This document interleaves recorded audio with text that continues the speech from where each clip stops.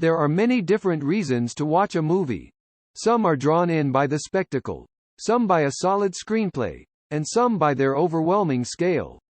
Most of these things are better in the theater, and they're much more fun to watch in the theater than they are in the comfort of your own home. For this reason, the romantic comedy genre doesn't necessarily need to be seen in a theater, because you can watch it at home on TV and it's no different. So there's no reason to see it on the big screen. In fact, it's often much funnier in the theater than it is at home, because you're all in it together, laughing and crying, and you can relate to it in a way that you can't when you're on your own. I think that's probably why I'm the least interested in this summer's releases.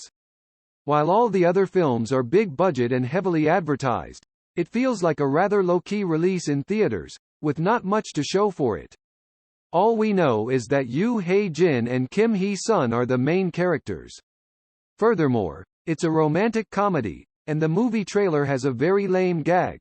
Where does a good Kimbap go when he dies? The answer is, Kimbap Heaven. This conversation takes place while eating kimbap in Kimbap Heaven. Obviously, that's how I saw it when I watched the trailer, and there's a reason why there's a group of people watching the movie together.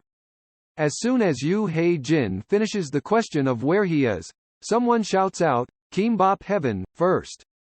Even though someone shouted it out, when Yoo Hae-jin says, Kimbap Heaven, everyone laughs because everyone in the theater has already emotionally connected and empathized with Kai-ho, the character played by Yoo Hae-jin, before that. As soon as the movie starts, it talks about Kai-ho's character. When I wake up, there are many alarm clocks on my desk. As soon as I wake up on time, I start washing up. I clean every nook and cranny, and it's the first time I've ever seen him take a toothbrush and clean between his toes, even though it's a movie. When it's time, I get in my car and drive to work like a knife. On the way to work, I stop at a drive-through McDonald's. At lunch, I eat alone. At 500, I leave work, again, like Carl.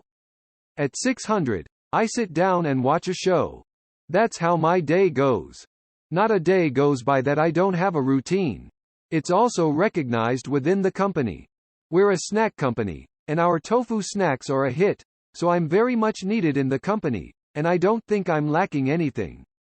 Il-young Kim Hee-sun is currently in debt. She wants to pay it off, but she can't work. She gets a job at the capital company she owes money to. She makes the first offer because of how cheerful and outgoing she is. Honestly, I don't have the money. I want to pay you back.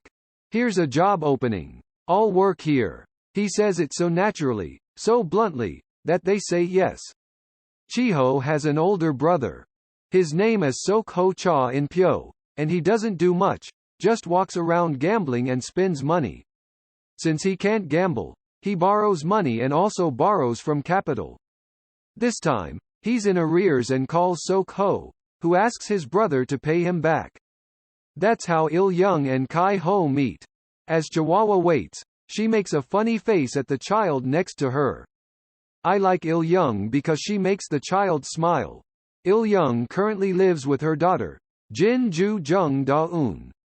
She doesn't have a husband, but she's not officially married and lives as a single mom. Every 4 years, he shows up like the Olympics, but every time he does, she wants him dead because he assaults her or something. In fact, Chiho is smart, but she's too simple.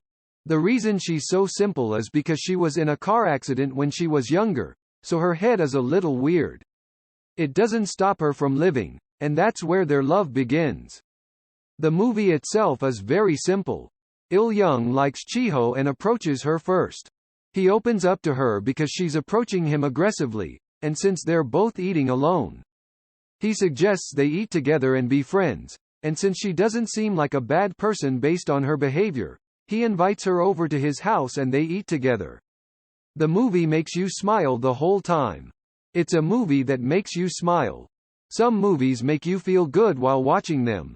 They have the power to make you feel good. That's exactly what this movie does. They're both so nice, and they live their lives in such a bright and positive way. You wonder if people like them exist in real life, but they do. It's just hard to find them around us. There are a lot of them in the movie. Maybe it's because the audience I saw it with was mainly older people. They're laughing very loudly, and I find myself laughing along with them. As time goes by, you open up more and more and cheer for them. I find myself laughing along with them. Some of the people in the audience are talking out loud, and it doesn't make me cringe. Instead, it makes me feel like I'm part of the movie. They're not even in their 20s, they're set in their 40s in the movie, so they've already been through a lot, and yet they're both so innocent and pure. I think it's going to be a quiet box office hit this summer, and it's totally perfect for people who just want to relax and laugh and distress. The use of Yung Woo Sung's cameo is very clever, and the scenes with Im Siwon and Go Ah Sung make the movie even more enjoyable. Filling in for the emotions of Il Young and Chi-ho. I guess you could call this movie a fairy tale. I think one of the reasons I watch movies is to warm my heart, and when you're done watching the movie, you'll find that your heart is warm.